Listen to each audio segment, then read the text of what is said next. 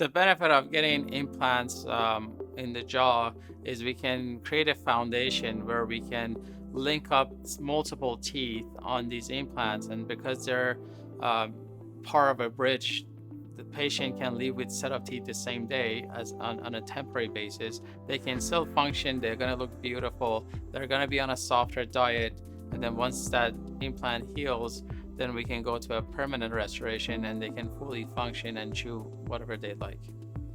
Here at Harmony Dentistry, we now have the ability to help people who are at the crossroad of the life of their teeth, whether this be a tooth that just snapped off on a single tooth, or whether it be somebody who has been wearing a denture, or patients that have advanced gum disease or other systemic diseases. With dental implants, create a foundation with a bridge, permanently fix that in their mouth and give their smile back in one day.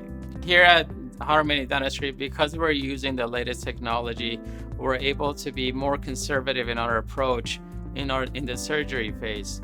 What that means for the patient is we don't have to expose as much bone and tooth structure and the gums in order to place the implant. That means in turn for the patient is faster recovery, less swelling, and more comfortable results at the end.